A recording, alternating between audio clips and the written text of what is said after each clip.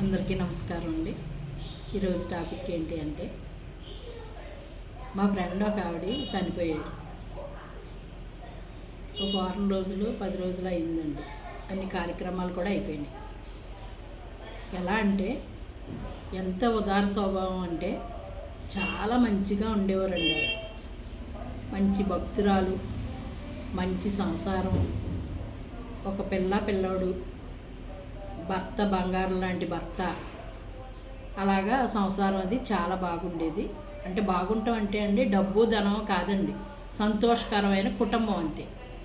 ఆస్తులు పాస్తులు ఏమీ పెద్దగా వెనకాల ఏమీ లేవు. కానీ ఆవిడ ఏం చేసేవారంటే, ఎప్పుడూ కూడా వండుకునేటప్పుడు గుప్పుడు బియ్యం తీసి పక్కన పెట్టడం, వండుకునేటప్పుడు మనం ఈ ఖర్చులు చేసేటప్పుడు ఒక 10 రూపాయలు 100 రూపాయలు ఒక డిబ్బీలో వేయటం, ఆ రెండు ఎప్పుడు మర్చిపోకుండా చేసేవారండి ఆవిడ. ఎందుకని నేను ఒకసారి అడిగాను, ఎందుకంటే అలా చేస్తున్నారు అని అడిగాను. ఆవిడ పేరు లక్ష్మి గారండి. పేరు చెప్పినా పర్వాలేదండి. అయితే అడిగితే ఆవిడ ఏం చెప్పారంటే, నాకు ఏమండి చెయ్యి సాగదు, ఎవరికన్నా పెడదామంటే ఆస్తి పరులు కాదు, అంతస్తులు లేవు, వచ్చి పడిపోయే సంపాదన కాదు, మిడిల్ క్లాస్ ఫ్యామిలీలో నాకు నేనుగా ఎవరికైనా ఏదైనా పెట్టాలంటే కొన్ని ఇబ్బందులు ఉంటున్నాయండి నాకు. దానికోసమని గుప్పుడు బియ్యం తగ్గినంత మాత్రాన మన అన్నం ఏమీ మిగిలిపోయి అవ్వదండి. ఆ గుప్పుడును తీసామనుకోండి ఇంకొకరికి ఉపయోగపడతాయి. ఈ అన్నం ఇంతే ఉందనుకోండి, అది సరిపెట్టేసుకుంటాం, మిగిలిపోయింది అనుకోండి పడేస్తాం కదా, పడేయకుండా మిగిల్చుకునేదండి అది అని చెప్పారు. ఎంత బేషైన మాట అండి అది, ఎంత మంచి మాట అండి. అప్పటి నుంచి నేను కూడా డిబ్బీ పెట్టడం అప్పుడే అలవాటు చేసుకున్నాను. నేను చానాళ్ళు అయింది.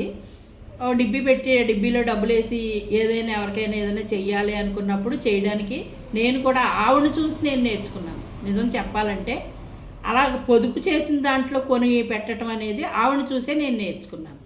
చాలా మంచి పరిణామం కదండి. అయితే ఈ మధ్యకాలంలో ఆవిడ మరణించారు. కానండి ఎంతమంది అంటే ఆవిడ గురించి బాధపడేవాళ్ళు, కన్నీళ్ళు పెట్టుకునేవాళ్ళు ఎంతమందోనండి.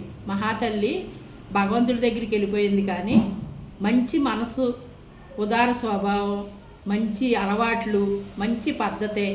పిల్లల్ని కూడా అలా చూసింది, భర్తను అలా చూసింది, సంసారం అత్తేపు పుట్టింటేపు చక్కటి సంసారం.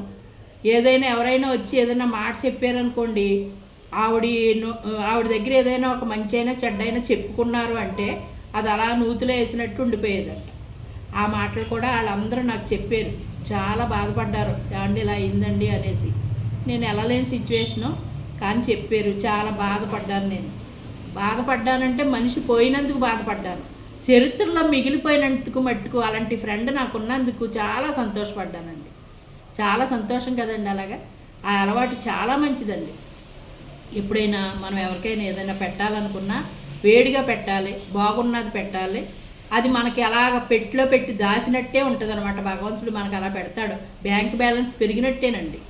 మన ఆరోగ్యం బాగోలేదని మనం బెంగ పెట్టుకుని కూర్చుంటాం కాదండి. ఇటువంటివన్నీ కూడా మనకు ఆరోగ్యం బాగోనప్పుడు, ఆపదలు వచ్చినప్పుడు అడ్డుపడే అనమాట అండి. మంచి అంతా కూడా భగవంతుడికి దండమే కాదండి, నైవేద్యాలు పెట్టి దండం పెట్టి ఇవన్నీ చేయక్కర్లా.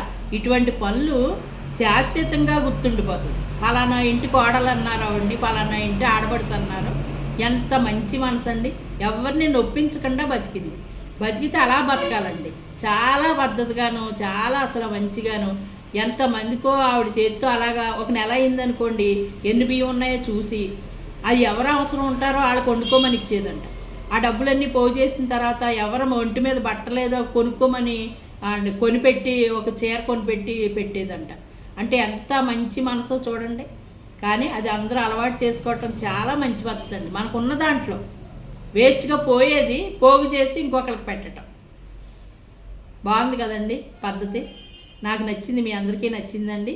మనిషి లేకపోయినా శాశ్వతంగా ఉండేది దాన ధర్మాలు, పుణ్యం మనకు కూడా వచ్చేది అంతే.